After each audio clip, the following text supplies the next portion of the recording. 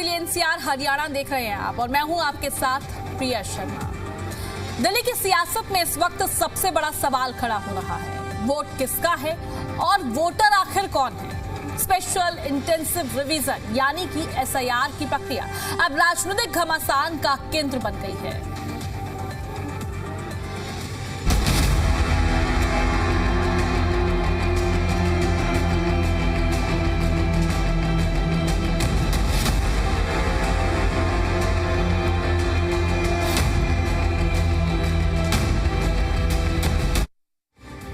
राजधानी दिल्ली की सियासत में एसआईआर को लेकर आम आदमी पार्टी ने चुनाव आयोग और बीजेपी पर गंभीर आरोप लगाए हैं। आम आदमी पार्टी का आरोप है कि एसआईआर के बहाने गरीब, दलित, पिछड़े, प्रवासी और झुग्गी बस्तियों में रहने वाले लाखों लोगों का वोट काटा जा रहा है।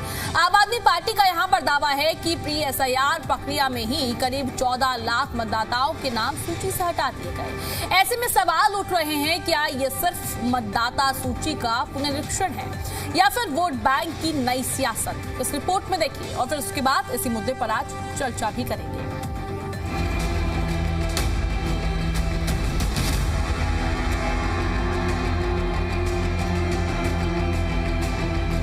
दिल्ली की सियासत में एसआईआर की प्रक्रिया अब राजनीतिक घमासान का केंद्र बन गई। एसआईआर को लेकर आम आदमी पार्टी ने चुनाव आयोग और बीजेपी पर गंभीर आरोप लगाए। आम आदमी पार्टी ने चुनाव आयोग और बीजेपी पर आरोप लगाए, एसआईआर के जरिए लाखों लोगों के वोट काटे जा रहे। प्री एसआईआर में ही करीब 14 लाख मतदाता हटाए, गरीब, दलित, पिछड़े, प्रवासी और झुग्गी वासियों के नाम काटे। प्री एसआईआर में हटाए गए लोग एसआईआर का हिस्सा नहीं बन पा रहे।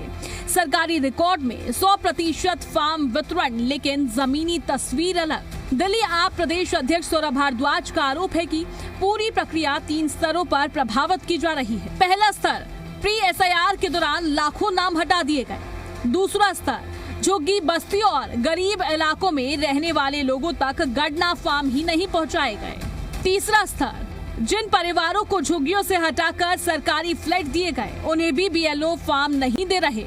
आम आदमी पार्टी का कहना है कि सरकारी रिकॉर्ड में 100% फॉर्म वितरण दिखाया जा रहा है, लेकिन जमीनी तस्वीर अलग है। आम आदमी पार्टी का दावा है कि गर्मियों की छुट्टियों में बड़ी संख्या में प्रवासी परिवार अपने गांव चले गए थे।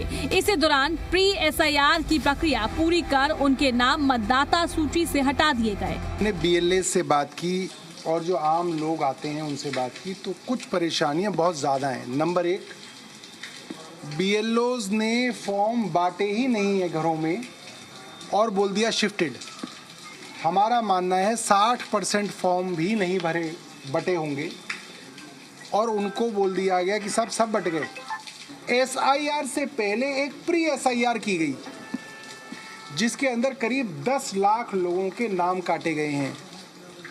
अब वो जो 10 लाख लोगों के नाम काटे गए उनके पास तो कोई तरीका ही नहीं है, क्योंकि अब एसआईआर के अंदर उनको इन्यूमरेशन फॉर्म ही नहीं बांटे गए।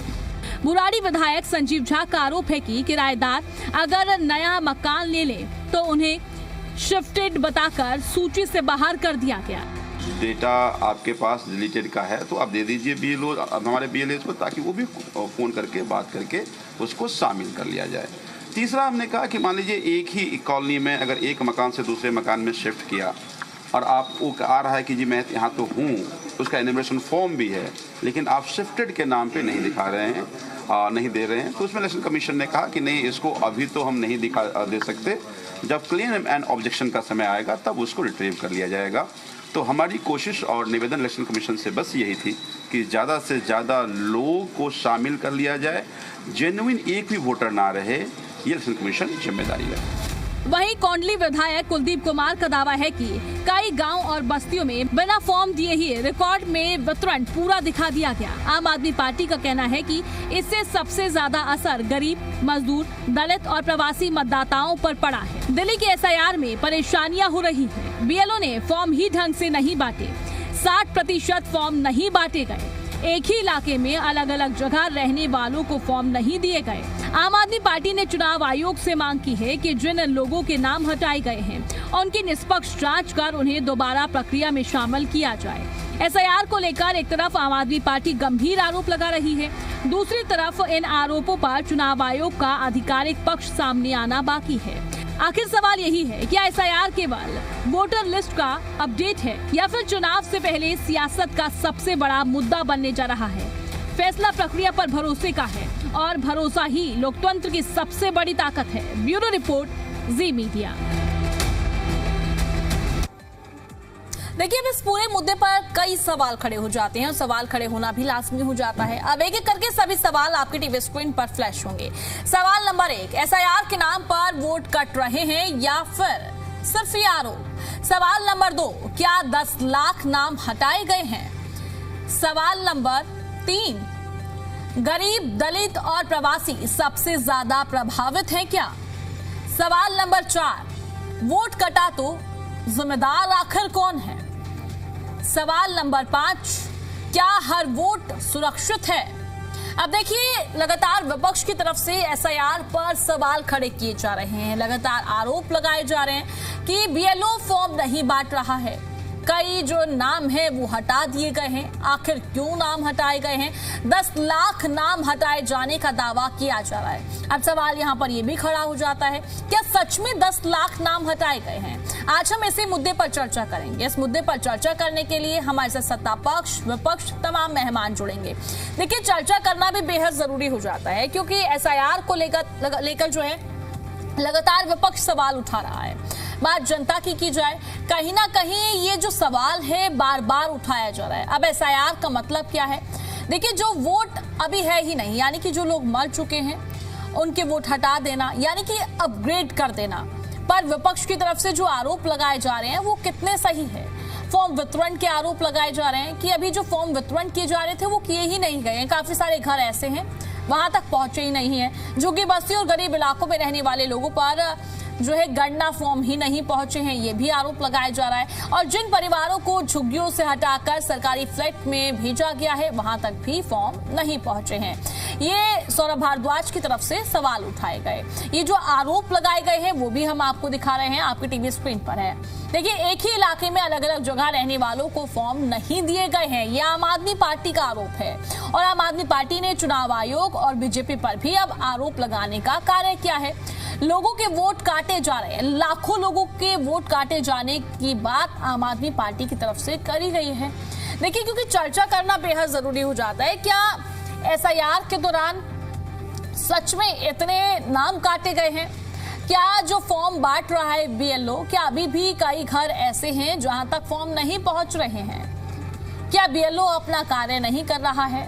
क्या यहाँ पर अनियमितता देखने को मिल रही है? पारदर्शिता पर सवाल उठाए जा रहे हैं।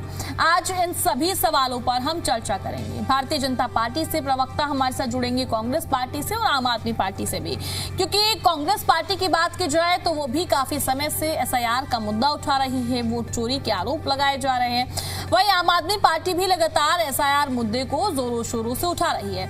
पूरे बात की अगर मैं दिल्ली की बात करूं तो दिल्ली में लगातार एसआईआर का मुद्दा गूंजता हुआ नजर आ रहा है। आज हम इसी मुद्दे पर चर्चा करेंगे कि एसआईआर पर सियासी संग्राम आखिर क्यों देखने को मिल रहा है, आखिर कहां पर पारदर्शिता नहीं देखने को मिल रही है, और वो कौन से इलाके हैं जहां जो है बीएलओ के फॉर्म नहीं पहुंच रहे हैं। जो झुग्गी वासियों की भी बात की जा रही है कि उन तक भी फॉर्म नहीं पहुंच रहे हैं। आखिर किस तरीके से बीएलओ अपना कार्य कर रहा है? अब देखिए, इस मुद्दे पर चर्चा करेंगे। चर्चा में हमारे साथ भारतीय जनता पार्टी से प्रवक्ता शुभेंदु शेखर अवस्थी जी जुड़ गए हैं। साथ ही हमारे साथ आम आदमी पार्टी से प्रवक्ता भी वंदना जी थोड़ी ही देर में जुड़ जाएंगी, और कांग्रेस पार्टी से प्रवक्ता चंद्रमोहन शर्मा जी जुड़ गए हैं और राजनीतिक विश्लेषक निरंजन जी जुड़ गए हैं। सबसे पहले तो आप सभी का पैनल में बहुत बहुत स्वागत है। चर्चा की शुरुआत करेंगे। मैं चर्चा की शुरुआत शुभेंदु जी आपसे ही करना चाहूंगी। शुभेंदु जी, एसआईआर का मुद्दा अभी नहीं, पिछले काफी समय से उठ रहा है। काफी समय से विपक्ष की तरफ से सत्ता पक्ष को घेरने का कार्य किया जा रहा है, और अब एक और आरोप लगते हुए नजर आ रहे हैं कि एसआईआर की प्रक्रिया के दौरान कम से कम 10 लाख वोटरों के नाम काट दिए गए। और साथ ही ये भी आरोप लगा रहे हैं कि जो बीएलओ है, जो घर घर तक फॉर्म पहुंचाने का कार्य करना था, उनको वो सही ढंग से नहीं किया जा रहा है। जी शुभेंदु जी। देखिए, सबसे पहला तो आरोप लगाना बड़ा इजी काम है, चाहे वो सौरभ भारद्वाज जी हो, चाहे अरविंद केजरीवाल जी। पहले आरोप लगा दो बिना सोचे समझे। पहले उन्होंने कहा प्री एसआईआर क्या होता है? वो हर जगह पे मैपिंग होती है। मैपिंग एक प्रोसेस है, पर इनको समझ में नहीं आएगा। हमने भारतीय जनता पार्टी के कार्यकर्ताओं के पास एक लिस्ट है जो कि ऑफिशियल है कि इस बूथ का कौन बीएलओ है। हम उस बीएलओ से मिले, हमने उससे डिटेल मांगी, अपने कार्यकर्ताओं को ढूंढा, उनसे कहा कि भाई यहाँ पे देखो सब लोग वोट ठीक बन रहे हैं या नहीं बन रहे हैं। जी। आप अपने कार्यकर्ताओं से भी बात करा सकते हैं, बीएलओ की लिस्ट इनकी वेबसाइट पे पड़ी हुई है, सबको मालूम है। दूसरी चीज, ये कह रहे हैं कि बहुत सारे लोग जो मिले ही नहीं, उनके वोट नहीं डिलीवर किए। कानून जो इलेक्शन कमीशन का कहता है कि वो घर पे जाएंगे, वहां पर यदि उस नाम का व्यक्ति नहीं है या वो नहीं रहता है तो वो किसी और को फॉर्म नहीं देंगे, उसका मिसयूज हो सकता है। और यदि किसी व्यक्ति को वो फॉर्म चाहिए तो बीएलओ की जो लिस्ट है जिसमें जिस बूथ का है वो उससे बात कर अपनी आइडेंटिटी कार्ड दिखाकर उनसे वो फॉर्म ले सकता है। एक भी केस बताए हैं जिस केस में किसी व्यक्ति ने अपना फॉर्म मांगा हो और बीएलओ ने मना कर दिया हो कि हम आपको फॉर्म नहीं देंगे। एक अराजकता फैलाने का काम है अरविंद केजरीवाल और आजकल सौरभ भारद्वाज जी का। दूसरी चीज, पहले ये 30 तारीख तक होना था, फिर 7 दिन बढ़ाया गया कि और लोग भी यदि कहीं कुछ लोग रह गए हो वो भी कर लें, और अब और 17 तारीख तक बढ़ा दिया गया है। मेरा कहना है अभी भी आम आदमी पार्टी के जो कार्यकर्ता हैं, नेता हैं या लोगों को कंफ्यूज करने वाले लोग हैं, ये जाकर अपने हर बूथ के बीएलओ से मिल लें और जिस फॉर्म की जरूरत है आपको कि ये फॉर्म का फला फला व्यक्ति है, उसका आइडेंटिटी कार्ड दिखाकर उनसे उस व्यक्ति को फॉर्म दिलवा दें। और यदि यहीं पर भी नहीं कर पाते किसी कारणवश तो 17 तारीख के बाद आपको एक फॉर्म भरने की नोटिस दी जा रही है, उस नोटिस में अपने पुराने डिटेल डालकर वो कर सकते हैं। और ये सब छोड़ दीजिए, ऑनलाइन सिस्टम अवेलेबल है जिसके अंतर्गत आप जाकर आज भी बिना किसी बीएलओ की जरूरत के आप फॉर्म को भर सकते हैं, भरवा सकते हैं और उसमें कोई भी फिजिकल फॉर्म की जरूरत नहीं है।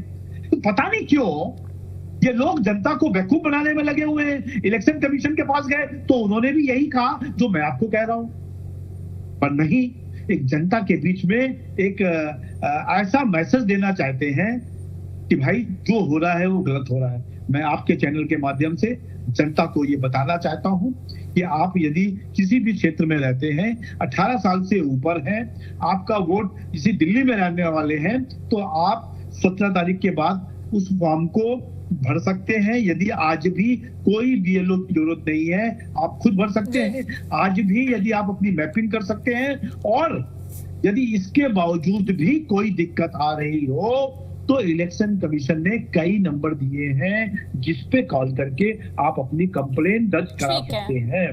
आज तक 1 महीने के प्रोसेस में, 1 महीने से ज्यादा के प्रोसेस में आम आदमी पार्टी ने कोई भी सिंगल लाइन कंप्लेंट नहीं कराई है, ये आपको हम बताना चाहते हैं।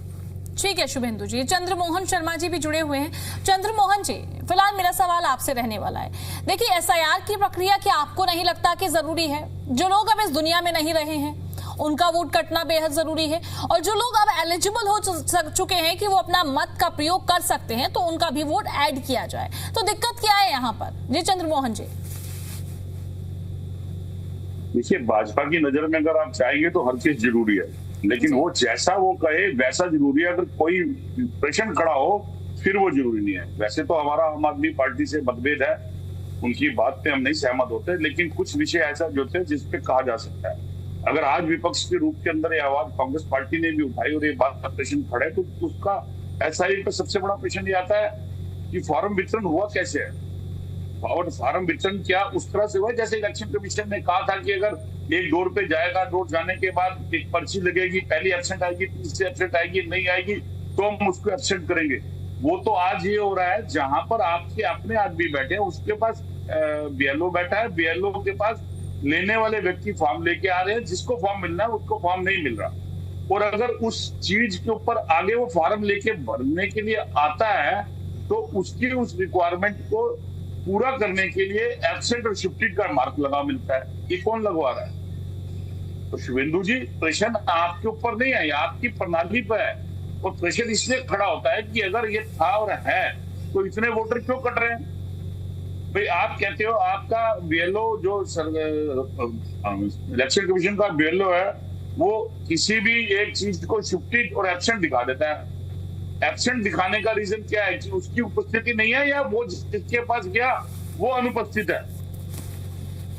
और अगर आपने 100% फॉर्म वितरण करे तो उस 100% फॉर्म वितरण के ऊपर इलेक्शन कमीशन की उस चीज के ऊपर किस प्रणाली पे वितरण करे। जो पोर्टल कहता है कि वो एक विजिट करेगा, एक विजिट पे फॉर्म करके आएगा, दूसरी विजिट पे अगर उसको नहीं मिलेगा तीसरी विजिट पे वो मार्क लगा के आएगा, उस पर एब्सेंट करेगा। इस प्रणाली के ऊपर कितने फॉर्म मिले, क्या उसको चिन्हित किया गया? 100% फॉर्म डाल दिए गए क्या के? और ऑनलाइन का प्रश्न आपने खड़ा किया। ऑनलाइन का विषय भी इतना आसान नहीं है शुभेंदु जी। मैं खुद अपने क्षेत्र में बीएलओ हूँ, मैं अपने वार्ड का बीएलओ हूँ। उसके अंदर भी ऑनलाइन भरते हुए बीएलओ के पास जाएगा, वो डायरेक्ट ऑनलाइन में सीधा इलेक्शन कमीशन के साथ अटैच नहीं है, उसकी अटैचमेंट बीएलओ के पास है। और प्रश्न फिर वहां से खड़ा होता है कि अगर सबसे पहले एब्सेंट और शिफ्टेड लिखने का मैटर कैसे आया?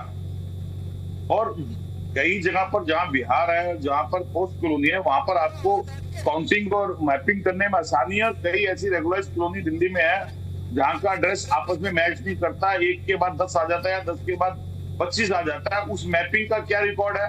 उस रिकॉर्ड को अगर बीएलओ से पूछो तो उसके पास कोई रिकॉर्ड नहीं है उस मैपिंग को कैसे किया है। जेजे कैंप के अंदर अगर जो मैपिंग हुई उस मैपिंग के हिसाब से कितने फॉर्म मिले और उस फॉर्म का जवाब पूछने के ऊपर कितने फॉर्म सबमिट हुए, उस पर 100% दिखा दिया, जबकि प्रैक्टिकल के ऊपर वो 100% है नहीं।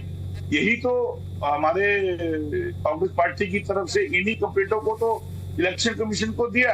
वो कंप्लेंट आप अपने ऊपर मत लिया करो किसी चीज की, आपकी कंप्लेंट है वो, आप प्रशासन में है, आपके प्रशासन की कंप्लेंट है तो प्रशासन को जवाब देने दिया करो, प्रशासन से उसका जवाब दिलवाया करो, उसकी ढाल बन के मत खड़े हो जाया करो किसी भी चीज। ठीक है चंद्रमोहन जी, ठीक है। राजनीतिक विश्लेषक भी जी ठीक है, राजनीतिक विश्लेषक भी हमारे साथ जुड़े हुए हैं, मैं उनके पास भी जाऊंगी। और फिलहाल मैं अभी आम आदमी पार्टी के पास जानना चाहूंगी क्योंकि पिछले कई दिनों से आम आदमी पार्टी की तरफ से ये मुद्दा जोरों शोरों से उठाया जा रहा है। वंदना जी, मेरा सवाल आपसे ही रहने वाला है। मैं जानना चाहूंगी आखिर ये जो बार बार आरोप लगाए जा रहे हैं कि एसआईआर की प्रक्रिया सही तरीके से नहीं की जा रही है, कहीं ना कहीं अनियमितताएं देखने को मिल रही है। वहीं बात की जाए सत्ता पक्ष की तो उनकी तरफ से तो कहा जा रहा है कि बिल्कुल सही ढंग से की जा रही है, कोई भी खामी नहीं है यहाँ पर। जी वंदना जी। देखिए क्या है ना, भारतीय जनता पार्टी कुछ भी ठीक से कर नहीं पा रही है बेसिकली। और रही बात एसआईआर की, तो प्रत्यक्ष को प्रमाण की जरूरत नहीं है। जिस तरीके से पहले भी कई केसेस में सुप्रीम कोर्ट में भी केस दायर हुए जिसमें जिंदा व्यक्ति को मृत बता दिया गया, वैसे ही अभी जैसे ये प्रक्रिया चल रही है तो इस प्रक्रिया में आप देखेंगे तो कई त्रुटि है। यदि बीएलओ को प्रॉपर जो इंस्ट्रक्शन है, ना तो फॉर्म दिए जा रहे हैं प्रॉपर, 60% लोगों को तो फॉर्म ही नहीं दिया गया है। ना ही आप देखेंगे यदि फॉर्म में तो कोई रीजन नहीं लिखते हैं, वो सीधा लिख देते हैं शिफ्टेड। तो शिफ्टेड आप लिख रहे हो लेकिन इंसान वहीं पे मौजूद है। यदि कोई घर से खाना खाने भी गया है तो आप शिफ्टेड थोड़ी लिख दोगे। इसका मतलब आपका मोटिव क्या है? इसका मतलब आप मोटिव है उनका वोट आप काटना चाहते हैं। देखिए ये जो प्रक्रिया है, इस प्रक्रिया का जो मुख्य कारण है, जो मेन कारण है, ये है कि आपको नए वोट भी जोड़ने हैं। लेकिन भारतीय जनता पार्टी बहुत ही सिलेक्टिव, सरकार बहुत सिलेक्टिव है एसआईआर को करने में। तो हमने पहले भी देखा था कि जब दिल्ली में एसआईआर के तहत जब अरविंद केजरीवाल जी के ही विधानसभा में से 1,51,000 वोट काटे गए थे। आपको मैं बता दूं सीधा सीधा, तो ये बहुत ही सिलेक्टिव है। और ये कोई पहली बार नहीं है। हमने बिहार का चुनाव देख लिया, हमने वेस्ट बंगाल का चुनाव देख लिया, अब दिल्ली का हम देख रहे हैं कि किस प्रकार से एसआईआर करते हैं। इनके बीएलओ बिल्कुल भी प्रॉपर इंस्ट्रक्शंस को फॉलो नहीं कर रहे हैं। वो यदि लोग हर फॉर्म पे शिफ्टेड लिख देते हैं तो इज दिस पॉसिबल कि मतलब वहां पे लोग शिफ्ट हो गए हो, जनता वहीं पे है, लोग वहीं पे हैं, मरे जिंदा लोगों को मृत घोषित कर देते हैं, जो वहां पे ऑलरेडी रह रहे हैं उनको बताते हैं कि यहाँ पे नहीं रह रहे हैं। तो ये एसआईआर की प्रक्रिया बेसिकली जो है वो लोगों को जोड़ने का काम भी आना चाहिए। लेकिन ये जो है एसआईआर की प्रक्रिया में पता नहीं किस प्रकार से एसआईआर हो रहा है कि जिंदा व्यक्ति को मृत दिखा देते हैं, फिर कहते हैं वहां से चले गए हैं, वो शिफ्ट हो गए हैं। तो ये एक्चुअली ये बहुत महत्वपूर्ण प्रक्रिया है। अब ये आप आपको भी मालूम है भारतीय जनता पार्टी कैसे एजेंसीज का मिसयूज करती आई है। और मैं फिर से एक बार रिपीट करूंगी, देखो प्रत्यक्ष को प्रमाण की जरूरत नहीं है। हमने ईडी के केस में देख लिया, हमने सीबीआई के केस में देख लिया, हमने इलेक्शन कमीशन के केस में देख लिया कि कैसे ये लोग एसआईआर को मिसयूज करके अपने चुनाव जीतने के लिए अपनी वहां पे रणनीति तैयार करते हैं। क्योंकि भारतीय जनता पार्टी को कोई वोट देने वाला नहीं है। अब इनको पता है कि हमें यदि हम अपने मेरिट के आधार पे वोट मांगने जाएंगे तो हमें वोट मिलेगा नहीं। तो इनका एक प्रक्रिया है, ये जो एसआईआर इन्होंने ढाल के रूप में यूज कर लिया है कि हम एसआईआर के थ्रू लोगों के वोट काटेंगे जो हमारे वोटर्स नहीं है। और आप यदि एक इनका पैटर्न देखेंगे तो जो वोट काटते हैं आप उनका पैटर्न देखेंगे तो आपको खुद समझ में आ जाएगा कि ये किस तरीके की वोट काटते हैं और किसका वोट रखते हैं। तो ये बहुत सिलेक्टिव मैनर में एसआईआर कर रहे हैं जो नहीं होना चाहिए। और ये इनका जो एक ढाल बनाकर इलेक्शन कमीशन को यूज करते हैं एसआईआर के माध्यम से, तो उसका ऑब्जेक्शन बहुत ही स्ट्रांगली हम लोग कर रहे हैं कि नहीं एसआईआर हो, लेकिन पहले बात तो आप प्रॉपर तरीके से करिए। जिंदा व्यक्ति को मृत, वहां रहने वाली व्यक्ति को शिफ्टेड, मतलब ये कोई एसआईआर करने का तरीका नहीं है जिस तरीके से यहाँ पे करवाया जा रहा है। यह अराजकता है बेसिकली, इन अदर वर्ड्स। ठीक है वंदना जी। शुभेंदु जी मैं आपके पास आती हूँ, पर मैं सबसे पहले जो है राजनीतिक विश्लेषक निरंजन जी की भी राय जानना चाहूंगी। निरंजन जी बहुत देर से मुस्कुरा रहे हैं। निरंजन जी देखिए एसआईआर का मुद्दा जो है काफी गूंज रहा है। बात हरियाणा की करें, दिल्ली की करें या फिर मैं पश्चिम बंगाल की करूं, बिहार की करूं, हर एक जगह पर एसआईआर का मुद्दा बहुत गूंज रहा है। आज हम दिल्ली में चर्चा कर रहे हैं, दिल्ली के मुद्दे पर चर्चा कर रहे हैं। अब देखिए फिर से एसआईआर का मुद्दा जो है विपक्ष की तरफ से जोरों शोरों से उठाया जा रहा है कि एसआईआर में अनियमितताएं देखने को मिल रही है, कहीं ना कहीं वोट काटने का कार्य किया जा रहा है। मैं आपसे समझना चाहूंगी इस पूरे मामले को लेकर फिलहाल। जी निरंजन जी। देखिए प्रिया जी, मेरा ये मानना है कि कोई भी कार्य या कोई भी अभियान जो है वो 100% परिपूर्ण नहीं होता और उसके अंदर कुछ त्रुटियां या यूं कहें कि उसके अंदर बहुत कुछ त्रुटियां उसके अंदर हो सकती हैं या रहती भी हैं। और जो भी तंत्र या यूं कहें कि जो भी संस्था वो कार्य करवाती है उस संस्था को विशेष रूप से उस चीज का ध्यान रखना चाहिए और विशेष रूप से उस संस्था को उन छिद्रों को बंद करके चलना चाहिए जिन छिद्रों के माध्यम से उसके अंदर त्रुटियां या कमी होती है। लेकिन हमारे यहाँ एक कहा जाता है, मैं राजनीति की बात करूं अगर प्रियंका जी, ये तो मैंने आपको बताया प्रक्रिया की बात। अब मैं आपको यहाँ आपको बात बताऊं कि राजनीति की बात करूं तो हमारे यहाँ कहा जाता है कि जब आप गलत बस पकड़ते हैं तो गलत स्टेशन पे पहुंचते हैं।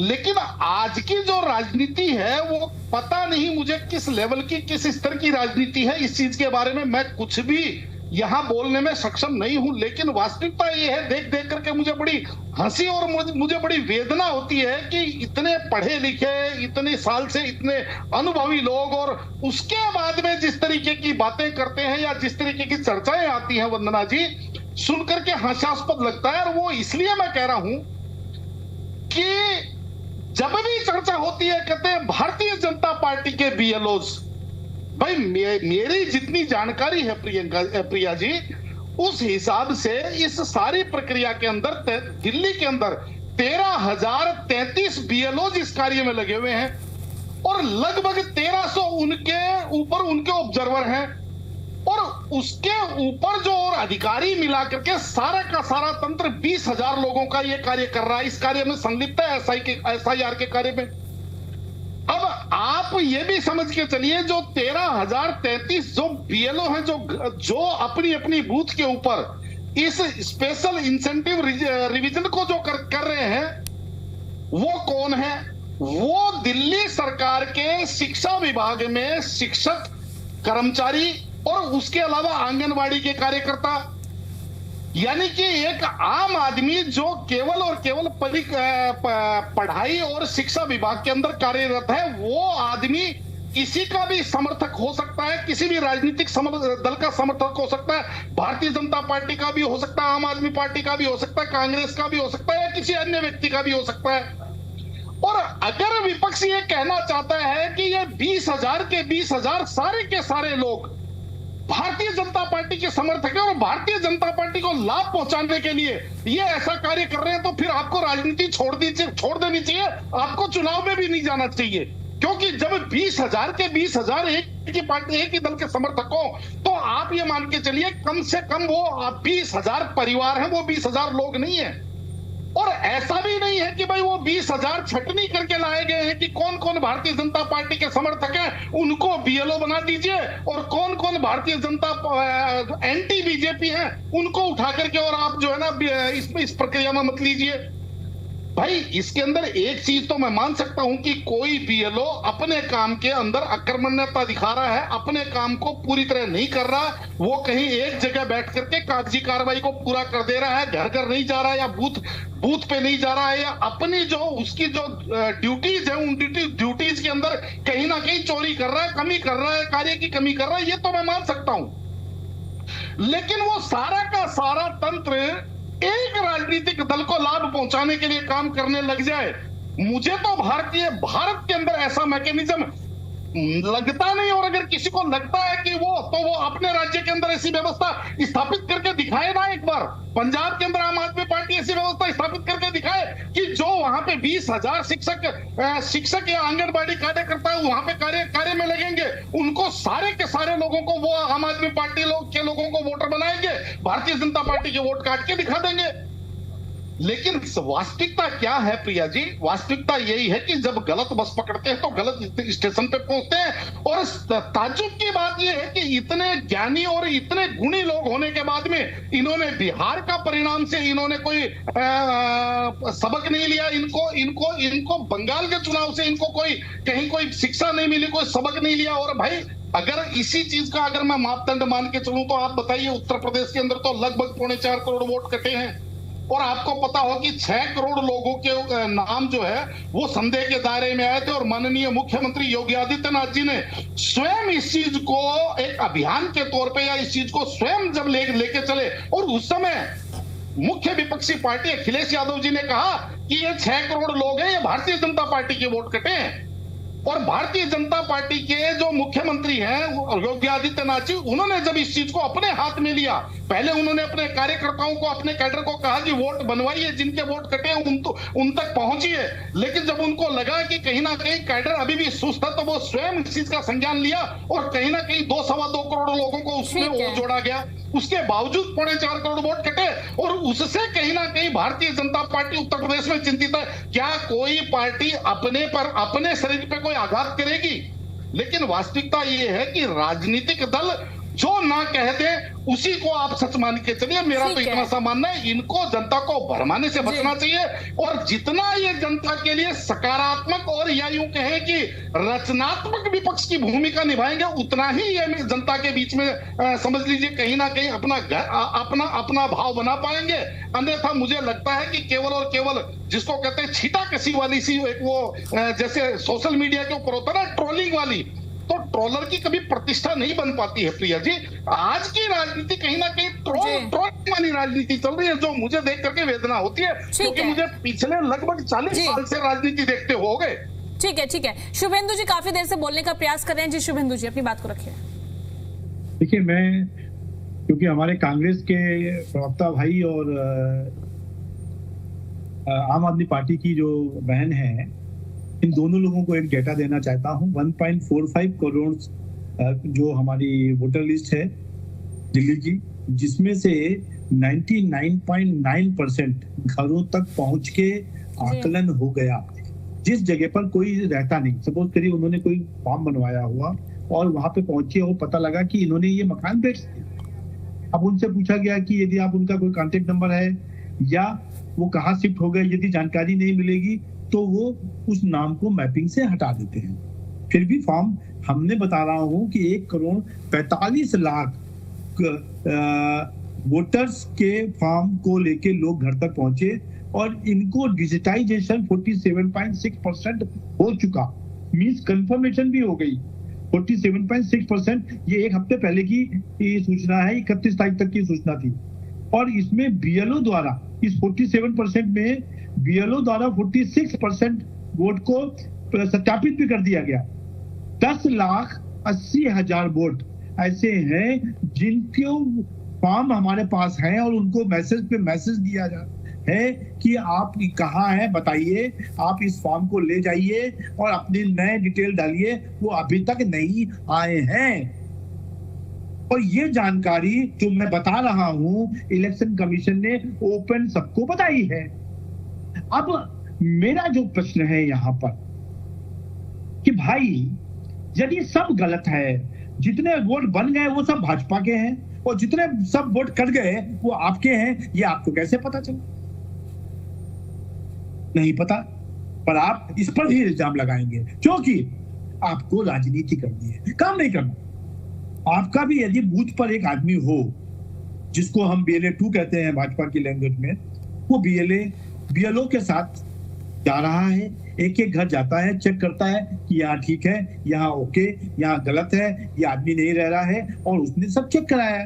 जैसा भारतीय जनता पार्टी का कार्यकर्ता एक एक बूथ पर करा रहा है, क्या कांग्रेस के किसी भी व्यक्ति ने कराया या आम आदमी पार्टी के किसी ने कराया? और यदि कराया है तो एक भी कोई शिकायत, फिर से कह रहा हूं, एक भी कोई शिकायत पिछले 40 दिन में आई हो? 29 जुलाई से, कहते हैं 29 जून से ये प्रक्रिया चालू हुई है, एक भी व्यक्ति की कोई शिकायत आपने इलेक्शन कमीशन में कराई हो तो मेरे को कांग्रेस के प्रवक्ता बता दें या आम आदमी पार्टी के प्रवक्ता बता दें। पर क्यों राजनीति करनी, लोगों के बीच में कंफ्यूजन डेवलप करना कि वो ये काम नहीं कर रहे, वो काम नहीं कर रहे। भाई यदि 1.5 करोड़ लोगों की लिस्ट को काम किया जा रहा होगा तो हो सकता है 5-10 लोग ऐसे भी निकल जाएं जो मृत्यु नहीं हुई हो, उसको मृत्यु कर दिया हो, कोई इन्फॉर्मेशन किसी ने गलत दे दी हो। ठीक है शुभेंदु जी, माफी चाहूंगी, मैं आपको बीच में इंटरप्ट कर रही हूँ, मैं आपके पास आऊंगी। फिलहाल इस वक्त जो है एक बड़ी खबर सामने आ रही है, अपने दर्शकों को बता देते हैं। दिल्ली विधानसभा के मानसून सत्र की तैयारियां अब पूरी हो चुकी है। विधानसभा अध्यक्ष विजेंद्र गुप्ता ने जायजा लिया है और सुरक्षा व्यवस्था को लेकर समीक्षा बैठक भी देखने को मिली है। दिल्ली पुलिस ने मॉक ड्रिल की, सुरक्षा एजेंसियों के साथ समीक्षा बैठक की गई है। CRPF, फायर सर्विस और स्वेट टीम मौजूद है और साथ ही आपको बता दें कि विधानसभा और परिसर में सुरक्षा के पुख्ता इंतजाम किए गए हैं। कल सुबह 11 बजे से शुरू होगी सदन की कार्यवाही और देखिए तैयारियां जोरों शोरों पर देखने को मिल रही है। देखिए अब इसी के साथ चर्चा में वापस लौटेंगे और जो SIR का मुद्दा है बार बार विपक्ष की तरफ से उठाया जा रहा है, आज हम इसी मुद्दे पर चर्चा करें। वापस लौटूंगी। शुभेंदु जी, मैंने आपको बीच में इंटरप्ट किया था, अपनी बात को कंटिन्यू कीजिए। करता हूं, आज भी आपके पास लगभग 10 दिन है। आज 6 तारीख का खत्म हो रहा है, 17 तारीख तक की व्यवस्था है, 10-11 दिन आपके पास है। मैं अनुरोध करूंगा कोई भी एक जगह पर खाली 10 फॉर्म बता दीजिए किसी बूथ पर कि ये गलत है, इनको नहीं दिया गया है। आप इलेक्शन कमीशन को लिखिए, वो तत्काल में जवाब देगा और यहाँ पे ही खत्म नहीं हो जाएगा। 17 तारीख के बाद आपको फिर से मौका मिलेगा। आप वो सब फॉर्म जो आपके नहीं फॉर्म जा रहे हैं, BLO को यदि 13,000 BLO को हमने गलत लगा दिया, भारतीय जनता पार्टी के कार्यकर्ताओं को ही लगा दिया, जो सभी स्कूलों में लगातार कांग्रेस और आम आदमी पार्टी की सरकार में पढ़ाते रहे थे, वो सब BJP के लोगों को मान रहे हैं। तो ऑनलाइन तो व्यवस्था आपके पास अभी भी अवेलेबल है, उसमें क्यों नहीं कर रहे? नहीं बता पाएंगे। अब मेरे तीनों प्रश्नों का जवाब दें कि अभी तक इन्होंने कंप्लेंट क्यों नहीं करी, ऑनलाइन क्यों नहीं भराया, और एक भी यदि कंप्लेंट है तो मेरे को बताएं कि ये कंप्लेंट है। शुभेंदु जी, आपके सभी सवालों का चंद्रमोहन जी जवाब देना चाह रहे हैं। जी जी बिल्कुल, आपके पास आ रही हूँ। चंद्रमोहन जी, रखिए अपनी बात को। देखिए शुभेंदु जी, कंप्लेंट तो मेरे द्वारा ही करी गई है, जिस बूथ में मैं रहता हूँ उसी में करी गई है। कंप्लेंट चाहिए कोई कंप्लेंट भी देंगे। विषय क्या है, अभी आपके जिस बूथ के ऊपर हम रह रहे हैं और हम देख रहे हैं 165 के अंदर 100% फॉर्म वितरित हो चुके हैं, लेकिन अगर प्रैक्टिकल पोजीशन पे आओगे तो फॉर्म वितरित नहीं हुए हैं, वो अभी तक उसी जगह पे खड़े हैं। और अगर जो फॉर्म BLO के पास गए हैं उसने उसी समय मैपिंग नहीं करी, उसके पास ढेर का ढेर बंडल पड़ा है। किसने पड़ा है उसको पूछने के लिए कौन पूछेगा?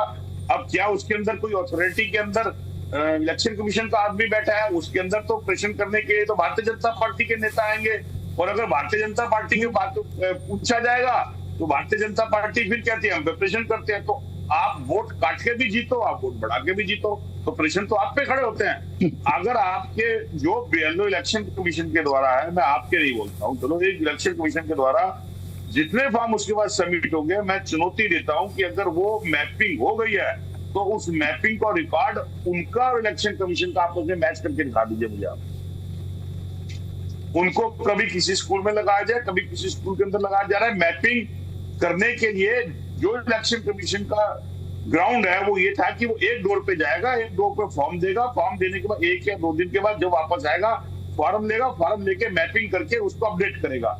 लेकिन वो तो किसी एक जगह बैठ के फॉर्म ले लिया, लेके रख दिया। अब फॉर्म की रिसीविंग भी नहीं है, क्योंकि 2 फॉर्म देने थे तो 1 फॉर्म दिया। अब 1 फॉर्म दिया तो उसके पास रिसीविंग नहीं है। तो इसके लिए प्रैक्टिकल चीजों के अंदर एक एक चीज के अंदर जाएंगे हम बताने के लिए कोई इलेक्शन कमीशन के पास। अगर एक विषय उठेगा, अगर उसकी पारदर्शिता को सही तरीके से चेक करा जाना चाहिए होगा तो वो आपको अवगत कराया जाएगा। वो तो आपने ऑलरेडी कई स्टेटों के अंदर किया है। जब वोट घट गए तो उसका चिल्लाने या प्रूफ देने से क्या वो कम हो गए? जो राहुल गांधी जी के द्वारा जिन वोटों को इलेक्शन दिखाया, चंद्रमोहन जी 2 फॉर्म नहीं। और हमारे पोदार भाई भी कह रहे थे कि इलेक्शन नहीं लड़ना चाहिए। बिल्कुल कह रहे पोदार भाई आप, इलेक्शन नहीं लड़ना चाहिए, क्योंकि अगर पारदर्शिता साफ नहीं होगी तो फिर आदमी इलेक्शन लड़ेगा, क्योंकि इलेक्शन तो एक तरफ चला जाएगा। और अगर इतने इलेक्शनों के अंदर भारतीय जनता पार्टी की सरकार अभी बनी, एमएलए की जो सरकार लगाई आपने, दिल्ली सरकार, क्या वो इस लिस्ट पे नहीं बनी जो लिस्ट के ऊपर जीत के उनके एमएलए पहुंचे हैं? तो वो एमएलए जब पहुंचे तो वो लिस्ट ठीक थी, बहुत बढ़िया। एसआईआर के ऊपर खराब हो गई। तो अगर उस लिस्टिंग के ऊपर जब मेरा बूथ सबसे मजबूत का नारा दिया था तो क्या वो लिस्ट ठीक थी? एक लिस्ट के अंदर 2-3 नाम थे। लेकिन अगर आप किसी सही बात को सही तरीके से नहीं कहोगे और उसका कटाक्ष आप विपक्ष के ऊपर करोगे तो फिर लाजमी है कि आप उस बात को घुमाने की कोशिश करोगे, हंस के दिखाओगे आप, क्योंकि उसके अंदर आपके पास लॉजिक नहीं होगा। वो तो मेरे को भी हंस के दिखाना पड़ेगा आपको। अगर पुरानी अभी इलेक्शन 2 साल ही हुए हैं ना, असेंबली के हुए, इन्हीं लिस्ट पे ऊपर हुए हैं, तो इन्हीं लिस्ट पे ऊपर हुए हैं तो उस लिस्ट के ऊपर मैपिंग ठीक थी, उस लिस्ट के हिसाब से जो रिजल्ट आया वो ठीक था। और अगर अब एसआईआर हो रहा है और उसके ऊपर एसआईआर होने के बाद अगर वोटर कट रहा है और 10 से 12 लाख के रेशो के ऊपर आ रहा है तो वो प्रश्न करने के लिए विपक्ष को राजनीति नहीं करनी आती। वो कुछ ऐसे लोग हैं जो प्रश्न उठा देते हैं। तो वो प्रश्न किसके लिए है? वो जनता के लिए या राजनीति करने के लिए विपक्ष के लिए है? हम अपने लिए उठा रहे हैं वो प्रश्न। तो वो आपको, आप जैसे व्यक्तियों को बहुत सभ्यता से इस बात को समझना चाहिए। सबसे पहला प्रश्न इस बात से मैं फिर दोबारा खड़ा करता हूं कि जो रेखा गुप्ता जी की सरकार आई, क्या वो इस लिस्ट से आई जो अब बनने जा रही है? और अगर वो थी तो मेरा बूथ सबसे मजबूत का नारा क्या सही था? और अगर मेरा बूथ सबसे बूथ कहाँ का नारा दिया था और उसके ऊपर इनके खुद के जो बूथ इंचार्ज थे वो लिस्टिंग को चेक करते थे, तो क्या भारतीय जनता पार्टी सच बोल रही थी उस समय? अगर उनको पता था तो उस पारदर्शिता के ऊपर उन्होंने क्यों नहीं देखा? अब अगर आज जिन प्रश्नों को हम खड़ा कर रहे हैं तो आप जैसे बंदे उसको हंस के दिखा देते हैं। अरे भाई, इसका जवाब इलेक्शन कमीशन को देना है, ना किसी भारतीय जनता पार्टी के नेता को देना है। तो इलेक्शन कमीशन दे कि कितने फॉर्म बीएलओ के जमा हुए हैं और कितने फॉर्म जमा होने के बाद उसकी तथ्यता बीएलओ के साथ और इलेक्शन।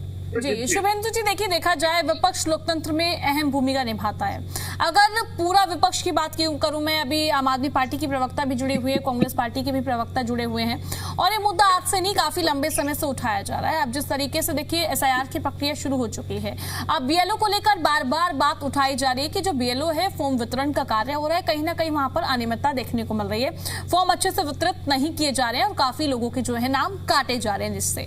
तो अभी देखिए आरोप प्रत्यारोप को हम बिल्कुल अलग कर देते हैं, राजनीति को बिल्कुल अलग कर देते हैं। फिलहाल मैं आपसे जानना चाहूंगी, क्या यहाँ पर आप लोगों की तरफ से या कोई टीम का गठन किया गया कि जो प्रक्रिया है वो सही ढंग से हो रही है, नहीं हो रही? क्या सच में, अब मान लीजिए अनियमितता 60% का ये आरोप लगा रहे हैं, हम 60% को ना लेकर 5% ले लेते हैं, तो कहीं ना कहीं जिन लोगों के वोट नहीं कटने चाहिए थे उन लोगों के भी तो वोट कट रहे हैं ना? जी शुभेंदु जी।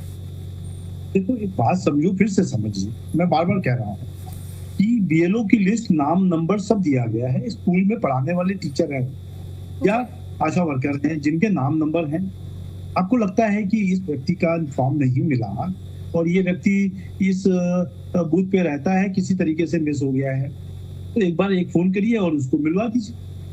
उसने एक टाइम दिया है, सुबेरे के समय वो 9 बजे से लेके 12 बजे तक, 1 बजे तक सब जगह फॉर्म उसने बांटे हैं। 1 बार, 2 बार, 3 बार विजिट किया है और वो विजिट करने के बावजूद भी यदि कोई नहीं मिला है तो वो उनके घर पे, यदि वो उसी घर में रहते हैं तो वो देके भी आया उनके किसी परिवार के लोगों को। उसके बाद भी ये इल्जाम लगाना कि फॉर्म नहीं बटे, ये गलत है। क्योंकि इल्जाम लगा तो सकते हो आप, पर उसका सोल्यूशन क्या है? आपको लगता है कि हमारे पास यदि इतने बूथ है, लगभग 13,000 बूथ हैं, तो आपके पास तो कांग्रेस के पास भी और आम आदमी पार्टी के पास भी तो 13,000 पूरे दिल्ली में कार्यकर्ता होंगे। एक एक बूथ पर एक एक आदमी लगा दो, एक एक बूथ पर एक एक आदमी खा लो, खुद चेक कर ले। 1,000 लोगों की बूथ की वोटर होते हैं जिसमें 250 परिवार होते हैं, 200 से 250 परिवार, और चेक कर ले कि इस लिस्ट के अंदर, और वो सब ऑनलाइन दिया हुआ है, आपको कुछ करना नहीं है, फिर भी आपको जवाब तलब करने के लिए यहाँ आना है। मेरे को लगता है कि आपने बिना होमवर्क किए, एसआईआर में बिना काम किए हुए, आपके कार्यकर्ता कहीं दिख नहीं रहे, लोकल लोगों के बीच में आप हो नहीं, फिर भी आप इल्जाम लगा रहे हो कि एसआईआर में गलती है। मैं इस चीज को मानने को तैयार नहीं हूँ। मेरे को लगता है आप झूठ इल्जाम लगा रहे हो, तो जैसा कि आप लगातार पहले बिहार में, उसके बाद वेस्ट बंगाल में और बाकी जगह पे भी करते हुए आए हो। ठीक है शुभेंदु जी। वंदना जी, रखिए अपनी बात को। ठीक है, सबसे पहले तो प्रिया जी मैं एक चीज पूछूंगी कि शायद मेरे कुछ आज उसमें लैपटॉप में कुछ टेक्निकल ग्लिच है। पहले शुभेंदु जी ने बोला, उसके बाद जो बैठे थे वो क्या राजनीतिक विशेषज्ञ हैं या किसी पार्टी से हैं? क्योंकि स्क्रीन में मैं देख नहीं पा रही हूँ और मैं लेट भी ज्वाइन हुई हूँ। जी, राजनीतिक विश्लेषक जुड़े हुए हैं हमारे साथ। जी। अच्छा, मैंने सोचा कि शायद आज 2 प्रवक्ता बुला लिए हैं आपने भारतीय जनता पार्टी के, क्योंकि जिस तरीके से उन्होंने बोला, मुझे लगा शायद आज 2 प्रवक्ता है भारतीय जनता पार्टी के। तो मैं बड़ी क्लियरली बोलना चाहती हूँ कि देखिए, राजनीति हमें कोई नहीं सिखाएगा, हम साफ सुथरी राजनीति करते हैं। अब साफ सुथरी राजनीति करने वाले लोग हैं, और जो तिहाड़ की बात कर रहे थे, थोड़ा नॉलेज रखते होंगे ये, तो इन्हें पता होगा कि क्लीन चिट मिलने में, वहां से ट्रायल खत्म होने में और क्लीन चिट मिलने में क्या फर्क होता है। थोड़े तो होंगे पढ़े लिखे, मुझे लगता है राजनीतिक विशेषज्ञ है। और शुभेंदु जी की बातों का मैं जवाब, थोड़ा हंसिए कम भाई साहब, थोड़ा आराम से तमीज से बात करेंगे, ठीक है? शुभेंदु जी के बारे में बात करती हूँ। शुभेंदु जी, यदि लोग हमें ही लगाने हैं तो आप सरकार में आप क्यों बैठे हो? आप किस बात की सरकार में बैठे हो? आपको भी पता है कि हरियाणा में एसआईआर में किस तरह नाम काटे गए, आपको ही पता है बिहार के जब एसआईआर हुई थी उसके बाद कितने बीएलओ ने आत्महत्या करी थी सिर्फ प्रेशर में। उसके बाद वेस्ट बंगाल में क्या हुआ, अरविंद केजरीवाल जी की विधानसभा से कैसे 1,48,000 वोट काटे गए। तो ये जो प्रक्रिया एसआईआर की है, वो एसआईआर का माध्यम आप लोगों ने एक सिर्फ ढाल बना रखा है, और जो कह रहे हैं कि प्रॉपर तरीके से फॉर्म बांटे जा रहे हैं और कंप्लेंट नहीं हुई है, तो फिर शुभेंदु जी को पूरा पता नहीं है, इस बात का नॉलेज नहीं है। एक कंप्लेंट फाइल हुई है और इसके बारे में बताया गया है कि आज आम आदमी पार्टी के प्रतिनिधित्व करते हुए हमारे स्टेट प्रेसिडेंट ने भी जाकर इलेक्शन कमीशन से मुलाकात करी है और उनको बताया है कि कैसे बीएलओ जो है 60% लोगों तक पहुंचा नहीं पा रहे हैं फॉर्म को, और जो घर थोड़े समय के लिए भी बंद मिल रहा है उस घर में भी शिफ्टेड लिख के उसका वोट वहां से दोबारा उसको नहीं अप्रोच किया गया है। और यदि इतनी अच्छी एसआईआर थी तो हमने पहले भी देखा कि कैसे वेस्ट बंगाल में और बिहार में लोगों के नाम काटे गए थे, जो लोग खुद सुप्रीम कोर्ट में जाकर खड़े थे। तो ये लोग अपने पास्ट से भी नहीं सीख रहे हैं। तो मैं तो कहती हूँ कि एक, चलिए पार्टी की बात छोड़ दीजिए, एक अच्छे पढ़े लिखे इंसान होने के नाते आपको ही पता होना चाहिए कि एसआईआर किस लिए कराया जाता है, कि जो लोग चलो मृतक हो गए हैं, जो लोग नहीं हैं, उनके नाम हटाए जाएं। लेकिन जो लोग आपके सामने जिंदा खड़े हैं, जो लोग आपको बोल रहे हैं कि हमारा वोटर यहाँ पे, आप तो उनका वोट काट रहे हैं। आपको नाम जोड़िए, जो लोग नए वोटर्स बने हैं उनका नाम जोड़ना है आपको एसआईआर के माध्यम से, आपको लोगों को हटाना नहीं है एसआईआर के माध्यम से। और ये जो भाई साहब हंस रहे हैं, प्लीज इनका थोड़ा माइक बंद कर दीजिए, क्योंकि मैं इस तरीके की अब डिबेट्स वो नहीं करती हूँ, अटेंड नहीं करती हूँ। तो मैं यही बताना चाहती हूँ कि आप जब जिस तरीके से एसआईआर करा रहे, एसआईआर के प्रोसेस को आप पूरी तरीके से फॉलो करिए। ये इस तरीके से काट कर जीतना, क्योंकि आपको पता है कि अब भारतीय जनता पार्टी को वोट नहीं मिलने वाला है। अभी आपने देखा कि कैसे बाकी में इनकी हार हुई है, दतिया में इनकी हार हुई है, तो ये लोग और भी घबरा गए हैं। अब घबरा के, हालांकि लोग वहां पे भी वोट चोरी करी, लेकिन अब ये भी भूल गए, इनको ठीक से करना नहीं आता है, बावजूद उसके भी वो हार गए, क्योंकि इनको जनता पसंद नहीं कर रही है। तो इन्हें पता है कि एसआईआर का ही माध्यम बचता है कि हम जो वोटर्स हमारे नहीं है उन वोटरों को काट दिया जाए। और अब वोट का सेग्रीगेशन भी देखेंगे वेस्ट बंगाल में या बिहार में, तो आपको पता लग जाएगा कि इन्होंने किसके वोट काटे हैं। किस तरीके के वोट काटे हैं, तो आपको देखने से ही पता लग जाएगा कि ये किसके वोट काट रहे हैं। तो ये भारतीय जनता पार्टी जो इलेक्शन कमीशन, ईडी, सीबीआई, इन सब का मिसयूज कर रही है, सिर्फ और सिर्फ कैसे इनको सत्ता में बने रहना है, कैसे मशीनरीज का मिसयूज करना है। और जहां तक रहा बीएलओ टीचर्स हैं, लेकिन बेचारे उनको भी तो अपनी नौकरी बचानी है ना, बीएलओ को भी, उनको भी तो घर चलाना है, तो उनको भी मालूम है उन्हें क्या करना है, उनके ऊपर क्या दबाव है। यदि ऐसा नहीं होता दबाव, तो बिहार एसआईआर के बाद कितने बीएलओ ने अपनी जान दे दी है, आत्महत्या कर दी है, मैं ये बताना चाहती हूँ। ठीक है वंदना जी। शुभेंदु जी रखिए अपनी बात को। देखो, फिर से मैं बोला, इन्होंने कहा कि बीएलओ काम नहीं कर रहे हैं, तो आपके बीएलए 2 बने होंगे, बीएलए 1 बने होंगे, वो क्या काम कर रहे हैं? सरकारी लोग नहीं कर रहे हैं तो आप करा लो, उनसे बात कर लो, अपनी पार्टी के लिए कोई भी चीजें हैं। मैं फिर से कह रहा हूं, अभी तक कोई भी ऑफिशियल किसी पर्टिकुलर वोट के लिए जनरल कोई भी कंप्लेंट नहीं मिली है कि मेरा वोट है पर हमको वोट नहीं दिया जा रहा है या हमको फॉर्म नहीं दिया जा रहा है। मैंने खुद इस बीच में जब बात कर रही थी, सुन तो लीजिए, मैं चंद्र प्रकाश जी, मेरे भाई हो तुम, सुन तो लो मेरी बात, उसके बाद बोलिएगा। मैं ये कहना चाहता हूँ, अभी भी तो समय है, अगले 10 दिन मेहनत करिए, खूब मेहनत करिए, हम भी करेंगे। आप एक एक जेन्युइन वोट को डलवा दीजिए, बनवा दीजिए, लिस्ट करवा लीजिए, अभी तो पूरा टाइम है। उसके बाद भी 45 दिन का समय मिलेगा कि कोई व्यक्ति का कोई डिटेल नहीं मिल रहा है, वो अपने नए फॉर्म भर के चंद्रमोहन जी, शुभेंदु जी एक मिनट, चंद्रमोहन जी मैं आपके पास आ रही हूँ, बस शुभेंदु जी के बाद आपके पास ही आ रही हूँ, बस 1 मिनट दीजिए। शुभेंदु जी फटाफट से कंप्लीट कीजिए। तो मैं बस इतना ही जी कि इसको यहाँ पर ये कह के बड़े दुखी मत होइए कि वोट हमको नहीं मिलने वाला है, सब आम आदमी पार्टी को या कांग्रेस को मिलने वाला। बहुत अच्छा है, यदि आपकी ये सोच है तो बहुत अच्छी बात है, मैं तो कोई भी बात नहीं कर रहा, आप तो खाली वोट बन रहे हैं, जब चुनाव आएगा तब देखेंगे। परंतु अभी भी समय है, बिना समय गवाए हुए आप जरूर इसको अगले 10 दिन में पूरा कराएं, जिससे देश और मजबूत। ठीक है जी, ठीक है शुभेंदु जी। चंद्रमोहन जी फटाफट से अपनी बात को रखिए आप। देखिए, मेरे पास अभी जो मैं लिस्ट दिखा रहा हूँ, जो प्रूफ के लिए जो माशे हंस रहे हैं उनके लिए भी, ये लक्ष्मी मार्केट 159 असेंबली कोड है, 162 के अंदर 1100 वोट के अंदर 459 वोट शिफ्टेड एब्सेंट के अंदर काट दिए गए हैं। किसकी जिम्मेवारी है ये?